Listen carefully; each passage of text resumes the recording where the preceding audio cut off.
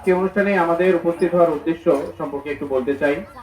আপনারা আমার পিছনে ব্যানারে দেখতে পাচ্ছেন, এখানে একটা সেতু নির্মাণের পরিকল্পনা করেছে। এই পরিপ্রেক্ষিতে যেহেতু এই সেতুগুলো এই প্যাকেজে কিছু কর্মকাণ্ড থাকে, কিছু দায়বদ্ধতা থাকে। এর মধ্যে দুটি গুরুত্বপূর্ণ বিষয় হলো পরিবেশগত প্রভাব নিরূপণ এবং অপাতি ইউজ হবে।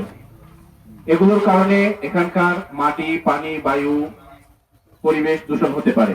এখানকার গত কয়েকদিন ধরে আপনারা দেখেছেন কাজ করছি, আমরা এখানকার মাটি, পানি, বায়ু, শব্দ জগৎ, এখানে মাছ, গাছপালা সহ সবকিছুই পরিবেশের যা কিছু সংশ্লিষ্ট এবং মানুষ অবশ্যই সবকিছুরই আমরা যে বর্তমানে কি অবস্থায় আছে এবং সেতু যখন নির্মাণ হবে তখন প্রয়োজন সাপেক্ষে এটার মনিটরিং করা হবে, হওয়া যায় কিনা।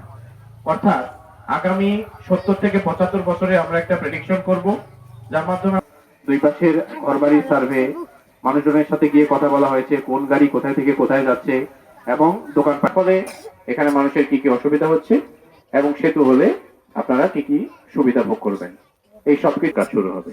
তো আমরা আজকে শুরু করি। প্রথমেই আমি চাইবো যে সাধারণ মানুষজন যারা আছেন তাদের মুখ থেকে আমরা কি